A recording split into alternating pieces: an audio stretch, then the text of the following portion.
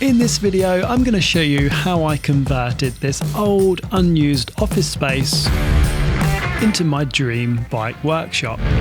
A space that will be used for all kinds of bike stuff, and it'll also double up as a studio for my channel. My goal was to create a bright, vibrant workspace for both in-depth bike builds, product reviews, as well as being a nice workspace that I can use for my day-to-day business. This is my dream bike workshop, and this is how I did it. So here we are. Just picked up the keys today, and all the wiring has been finished. Sound is horrible. Loads of echo in here. It needs to be filled up with stuff. I've ordered the flooring, so I'm going to have some proper vinyl flooring, so it'll feel like a well-protected floor, feel a bit more like an authentic workshop instead of just like a converted office. But there's loads more space in here compared to what I had before.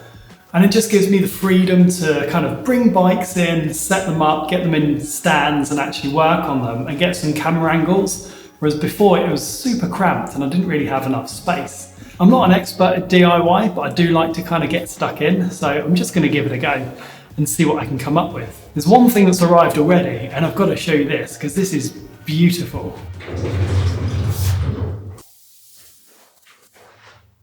How nice is this? It's got the nice little narrow tool drawers that I can put my lenses and all my tools in.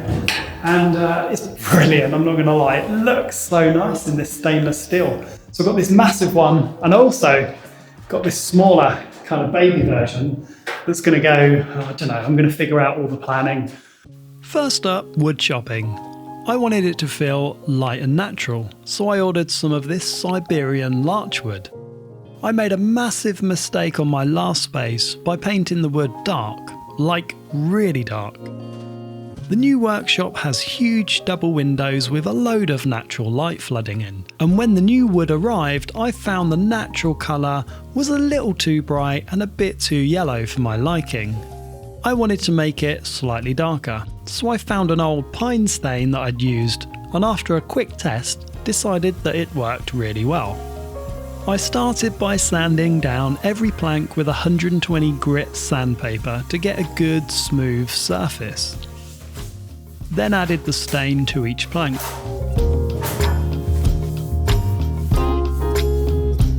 It did start off looking pretty dark, and I was worried that I might have made the same mistake as my last place and end up with something that looked more like a pirate ship than a workshop. But after rubbing down the excess stain, it started to look great, and the original wood grain really popped. I sanded the dried wood back until it was light enough, and after I'd finished this process, I ended up with a finish that I thought looked great.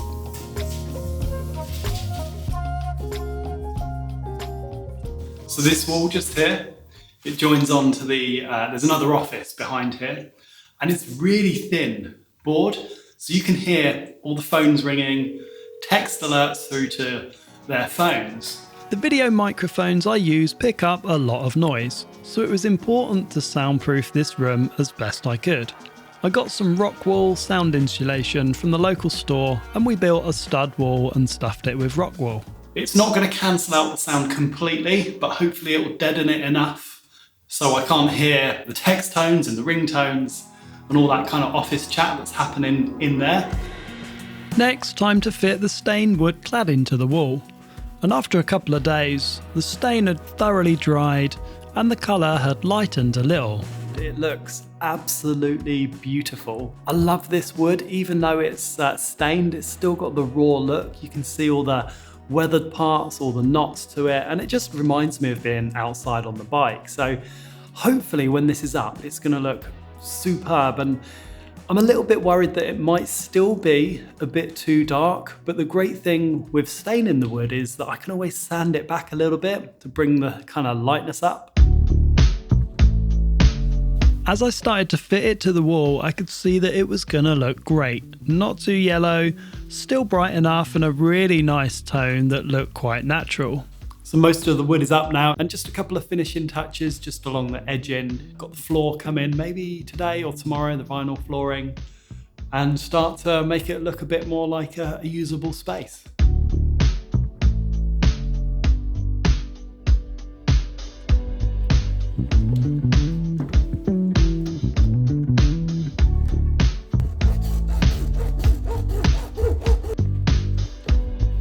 The square vinyl tiles are super easy to cut and fit. And as the room started to fill with the tiles, I knew that this was a great choice for covering the floor. Decor and lighting can really transform a room. Time to play around to get it to look just right. Of course, I couldn't have done all this without some help, so here's a man, Sergey. Hello. He's done loads of carpentry. You've been an absolute legend, so thank you for your help. These sound panels going on the wall right now, so hopefully that will reduce all the echo. I wanted the space to be flexible and modular, so I installed wheels on the bottom of this workbench. And the lights I attached to the walls where I could, and added wheels to the light stands to make it super easy to rearrange the room if I needed to move things around.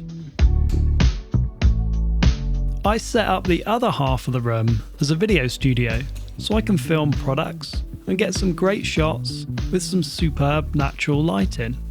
This desk matches the wooden walls and has a beautiful grain, and I think it makes the product shots really pop. I put in some basic racking shelving to store some of the new bike products that I've been sent to test, but it also adds some nice focal points to the background as well.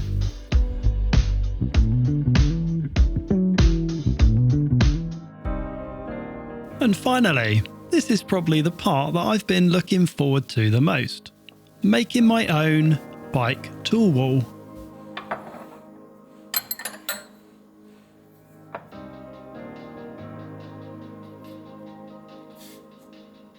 This was the final step that I've been waiting for, because after this, I knew that my dream workshop was finally complete.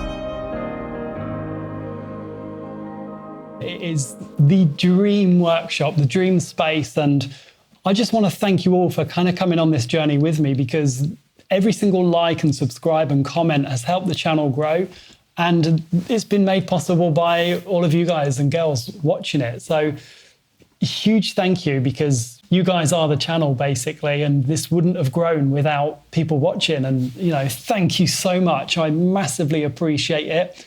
Every single penny that I've made from the channel really has been reinvested back into camera, lighting, space, video content. And, that's my passion. That's what I enjoy doing, and riding bikes. So thank you for coming on that journey with me.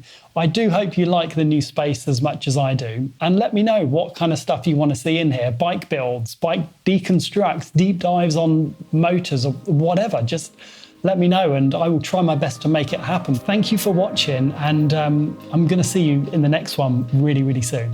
Take care.